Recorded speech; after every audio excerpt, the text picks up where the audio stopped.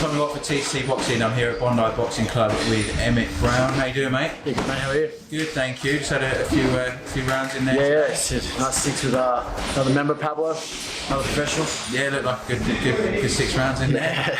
So it's been fun, a bit bigger than you. Got your sweat on. So yeah, we haven't met before, so first time on the channel. So thanks for joining us, mate. No worries. Yeah, people that don't know much about yourself, you're obviously training here with Tony. And based out of Sydney. So what's your story? Originally from I was born in Canberra, but we moved up to like Lennox Head from North Coast, New South Wales when I was about 12. And then parents never let me do any like boxing or anything when I was younger. And then as soon as my older brother did one session, I was like, if he's allowed to go, I'm allowed to go. So I started boxing when I was about 14. I think I had my first fight at 15. Fought in the amateurs for a while up until I was about 17. Then kind of partying, chasing girls, all that stuff, got the best of it. And then I took a couple of years off. Then decided I've had a couple of fights like previously, like just a couple of years in between each one and stuff like that. I always try to stay in the gym, stay a bit fit, just for my mental health and stuff. But just eventually decided I'm still able to do it now. I'm still able to compete, so I may as well turn professional. So I had my first professional last year, and I also fought in Vietnam, which are pretty much professional fights except the exhibition because they don't allow. Yeah, it looks like a good experience though from the videos. Yeah, man, it's great. Like the crowds and stuff like that is sick. It's just like a holiday going there, hanging out with the team, with all the boys and stuff. Had a good time, especially after the fights and stuff. Yeah. And so Tony's just over your shoulder there in the background, people see. So how is it training down here? Obviously, it's awesome, man. It's good, man. We have a lot of good pros and stuff like that. And I feel like second family now. It took me a little bit to get to open up, get to know people, but now love it. And it's positive friendships instead of going down to the pub, hanging out. We're at the Oval doing sprints. We still go to the pub sometimes, but not much.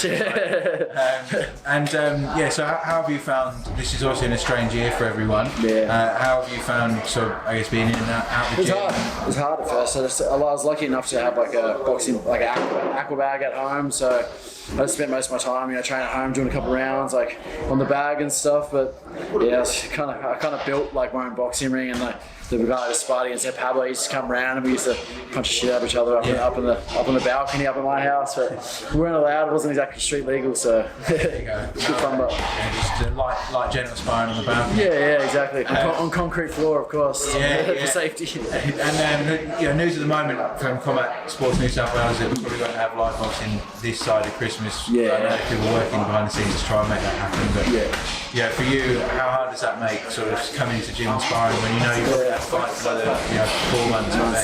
Well, at the start of the year, I was sober for about 4 months and waiting in the lead up to my first fight, went for the first fight of the year.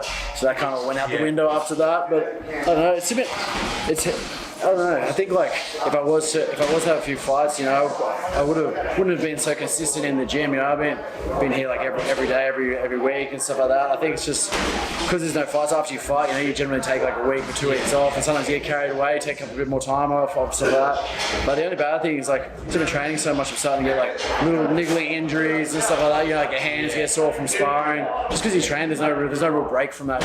It's just the little things, nothing muscular or anything like that. Or ligament wise, just all you bruise your hand or someone's head or something like that. Wear and tear. Yeah, exactly. The wear and tear this year, I think it's been a little bit more just because I haven't had any time off.